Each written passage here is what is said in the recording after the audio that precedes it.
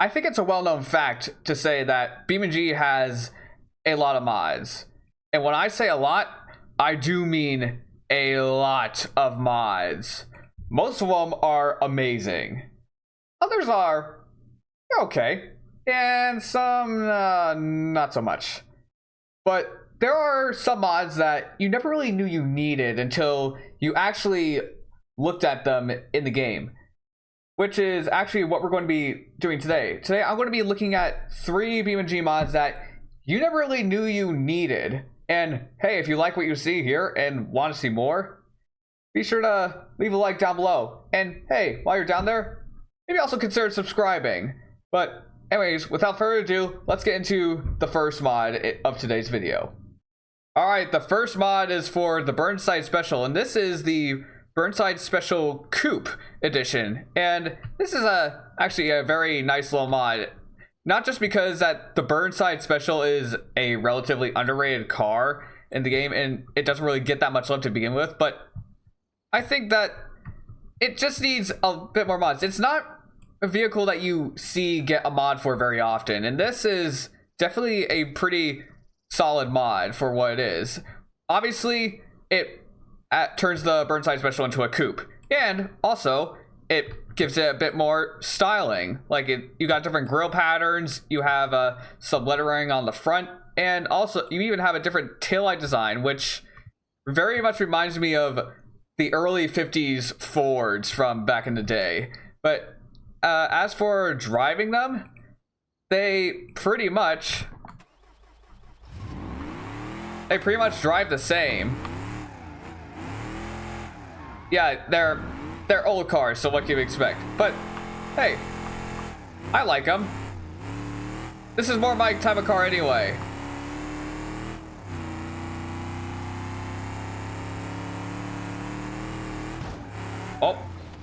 Oh, yeah, I had to put a crash in there because, you know, this is BeamNG. But yeah, it looks very, especially this grille design. I really like the look of it. I like the old grille design, but this grille design, it just looks a whole lot cleaner. Actually, let's get a regular Burnside Special in so we can see the actual differences between the two.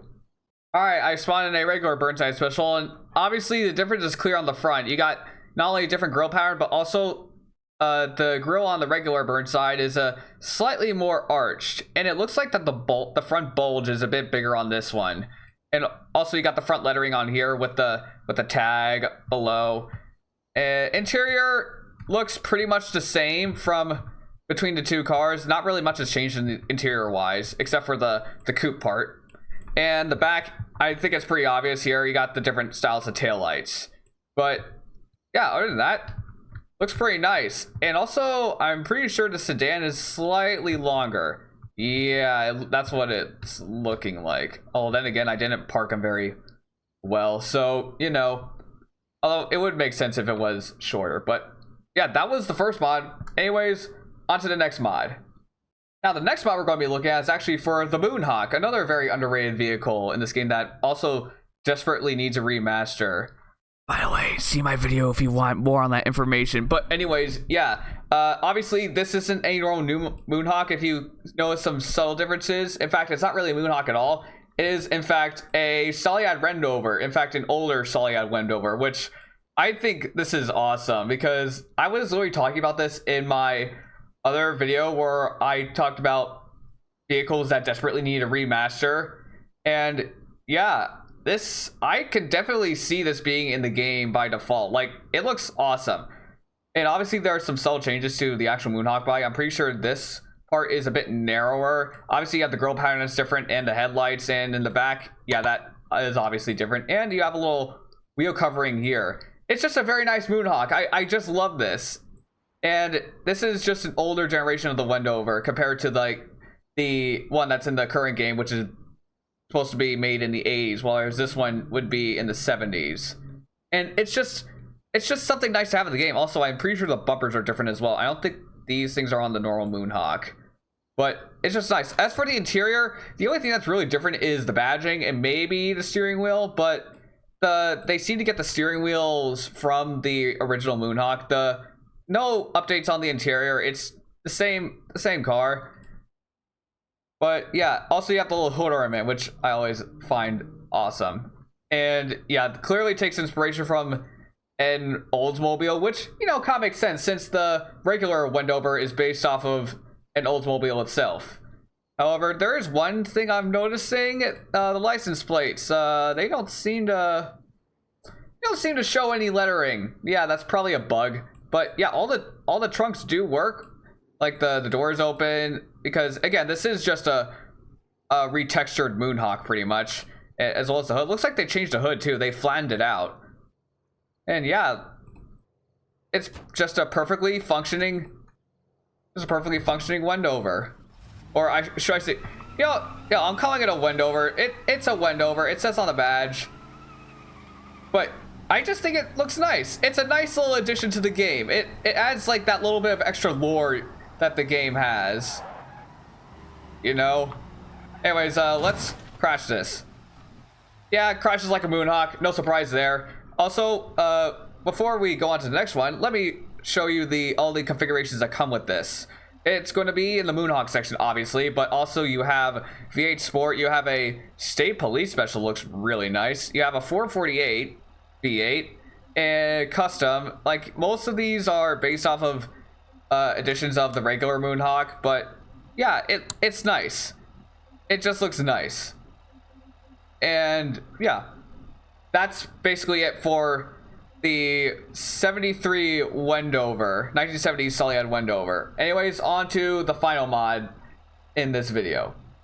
For this last mod, I decided to switch maps to Italy because I feel like that this mod, it would be a bit more appropriate for this mod, because this mod is for the H series, and you're probably wondering why the H series looks different. It's because this is a European H series.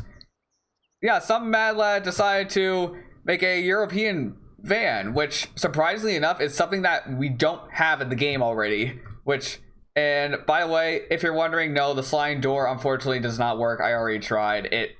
It doesn't work, sadly, but hey, you got a different opening trunk though. Instead of the double doors, you got the regular trunk for some reason. Don't know why, because I have seen vans in Europe and they do have double doors. I guess they can have regular trunks as well. Also, the doors do work. Well, I say they kind of work. Obviously, the driver's side door, yeah, it closes automatically for some reason. I don't know why. Also, the little bit clips in to there, but the passenger side door opens up all right, as far as I was able to tell. Yeah, see, look at that. It actually stays open. And for the hood should work as well. It does look a bit janky though. Was I able to get the hood release? I don't think I was. Nope, I was not. Gosh darn it. All right, come on. I gotta be quick about it. Oh, I think I got it that time. Yep, I did. Yeah. Oh, apparently the hood doesn't want to open either. Oh, gosh darn it. Yeah, this is difficult. Hold on, let's get into the car first. All right, hood release. Yeah, it doesn't look like the hood wants to stay open either, but the engine is in there, or oops, wrong button. Or it should be in there. Yeah, it's in there. Don't really know how well that's going to work, and I don't think that the European van would have a V8. Don't really think that would be very practical, and also I feel like the European van would be front wheel drive as well. But anyways, let's drive it around. As you would be able to tell, or as you could imagine, more like it drives like a regular 8 Series. I mean, it's just a body change, and besides that, although I do want to get the sliding door open. Come on. Hold on, let's let's up. There we go. I don't know if you can open the sliding door. I've tried with buttons. Well, it doesn't have anything here for starters, and if you go into the controls, there doesn't seem to be any controls for the door here. But this vehicle actually has multiple variations of it, and we're going to be looking at those because they do have cargo variants. Also, we have a facelifted version, which this is the base model. The only difference between the facelift and the base, like the headlights are slightly narrower. That's the only difference. Actually, we'll bring out the pre-facelifted version just so you can see what that looks like. Yeah, it looks pretty much the same, but oh, okay, apparently that's interesting. Apparently this one doesn't have doors. But you have a little thing up here. Wait a minute, is that a? Okay, that is a hood. That's actually kind of clever. That's quite clever. I have to applaud the mod creator for that. That's really cool. Oh, also it's very spacious in here. Wow. Yeah, don't know why the door is invisible. Is that just me or? Oh, this mod might have been broken with the latest update. Rear load cargo bot. It doesn't seem like it can just select the doors itself. Okay, that's interesting. Anyways, that's the regular one. Obviously, you have different lengths for the van as well, just like the normal one. Also, you have a flatbed version, obviously, and you have a base one with actually you have luxury versions. Let's get a passenger variant as well, if I can find one. Ah, here we go. Now let's get the long boy. Yeah.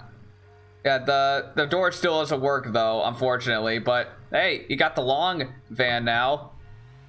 And yeah, drives like a van. This is just nice to have. I'm really surprised that they don't have a European van in the game yet. However, I'm sure it might be on the list. I don't know. I know that we're going to be getting a Euro truck eventually. Like, they really changed the name of the T series in the game files to US Semi, if that tells you anything of what they have planned for in the future. I don't know what will.